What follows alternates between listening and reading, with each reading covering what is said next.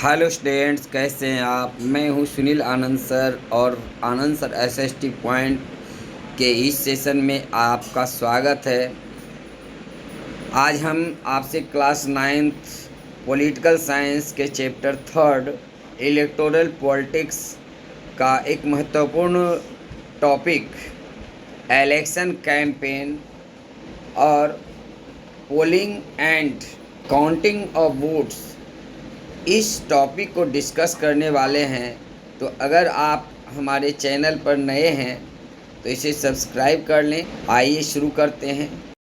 Election campaign, जब nomination की प्रक्रिया पूरी हो जाती है तो सभी राजनीतिक पार्टियों को इलेक्शन कैंपेन करने के लिए 2 हफ्ते का वक्त दिया जाता है कि वो अपने बारे में, अपनी नीतियों के बारे में, अपने चुनावी वायदे के बारे में जनता के बीच में जाएं और प्रचार करें।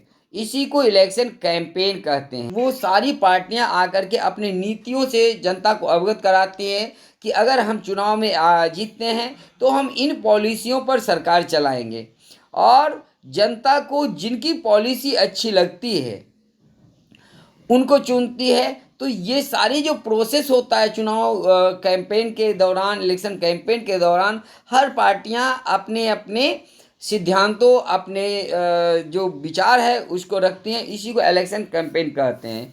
इन our country such campaigns take for a 2-week period between announcement of the final list of candidates and the date of polling. अभी हम बता चुके थे कि 2 सप्ताह का समय रखा जाता है पूरे इलेक्शन कैंपेन के लिए। जब नॉमिनेशन की प्रक्रिया समाप्त होती है तब से लेकर के वोट देने तक के टाइम का। और इस पीरियड में जो भी कैंडिडेट्स होते हैं वो वोटर के पास जाते हैं। पॉलिटिकल लीडर्स जो होते हैं बड़ी बड़ी मीटिंगें करते हैं, रैलियां की जाती है, लोगों को मोबिलाइज किया जाता है। जो सपोर्टर्स होते हैं न्यूज़पेपर के माध्यम से, टेलीविज़न के माध्यम से, डिबेट के माध्यम से जनता के बीच में अपने कैंपेन को चलाते हैं। ये पॉलिटिकल पार्टीज कैंपेन को चलाने के लिए पहले ही कई महीनों से तैयारी करते हैं। जो उस समय कैंपेन होता है, जो देश के सामने या जो किसी भी, अगर राज्य के चुनाव है तो राज्य के सामने जो उस समय की बड़ी समस्याएं होती है, जो बिग इश्यूज होते हैं या जो बड़े मुद्दे होते हैं, उस पर डिस्कशन होता है और हर राजनीतिक पार्टियां उसको अपने अपने ढंग से पेश करती हैं और जनता को जिसकी बातें अच्छी लगती है उसको वो इलेक्ट करती है। इस दौरान हर राजनीतिक पार्टियां जनता को अपनी ओर आकर्षित करने के लिए कुछ लोक लुभावन नारे देती है और उस नारे को पॉपुलर किया जाता है। जनता उस नारे से प्रभावित होकर के भी वोट देती है।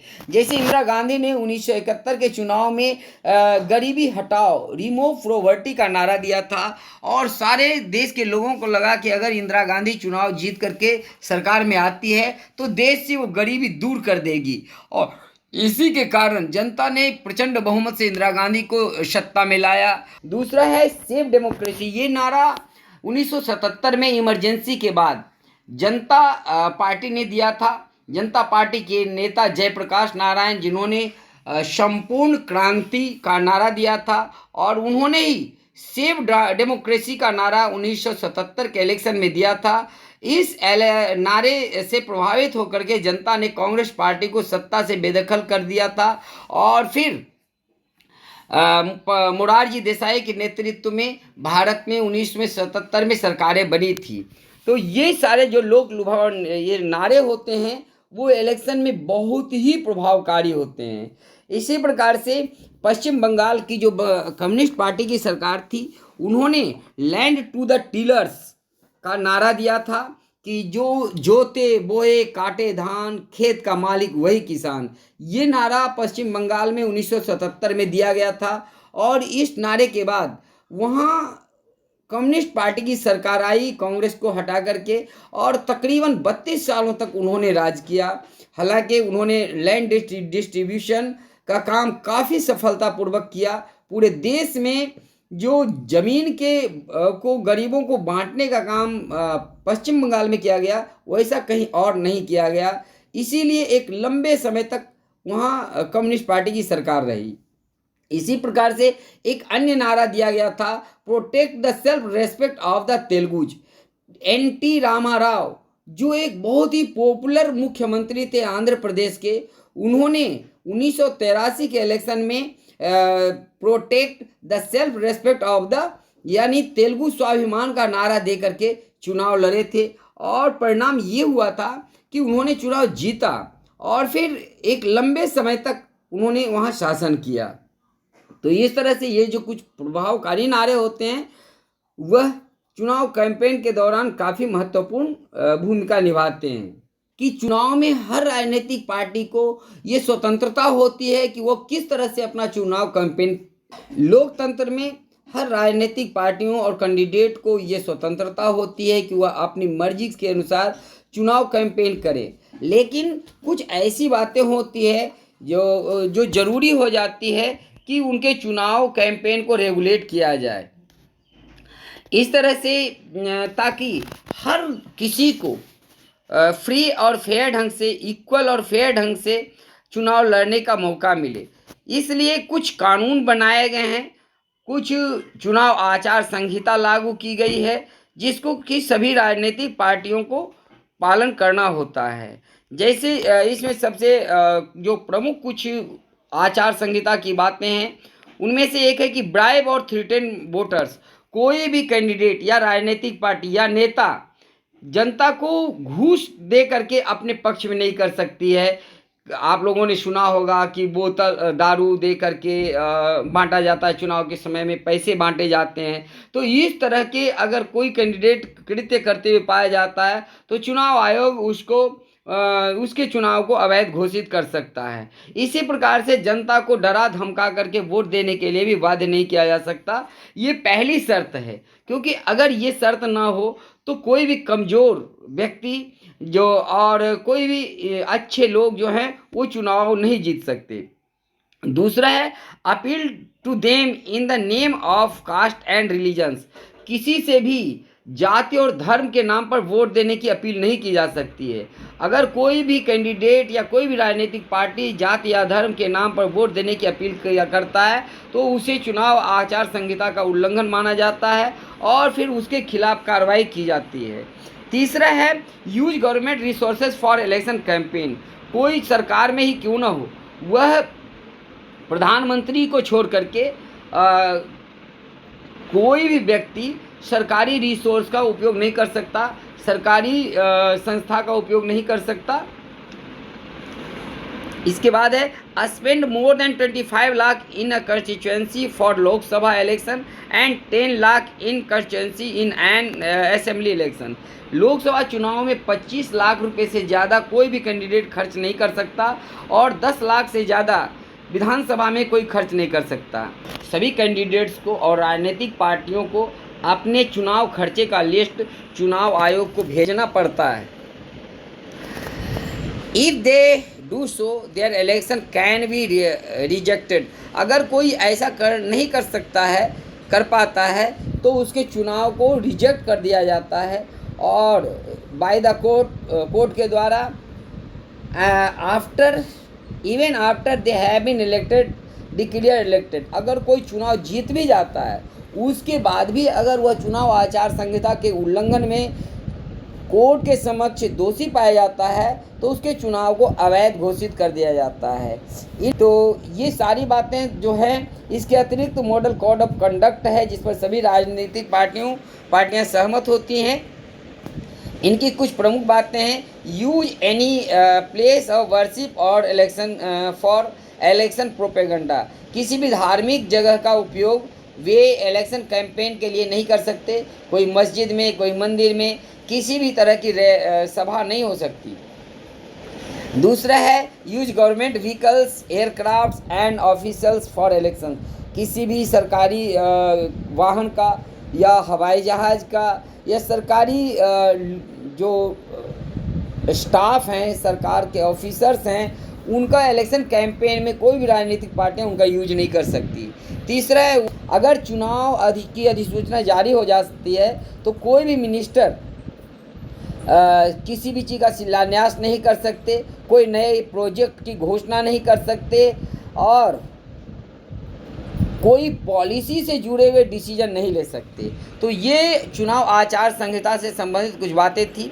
और जो आज का मेरा लास्ट टॉपिक है, polling and counting of votes. तो आखिर में वह दिन भी आता है जब जनता अपने वोट का प्रयोग करती है। The date usually called the election date.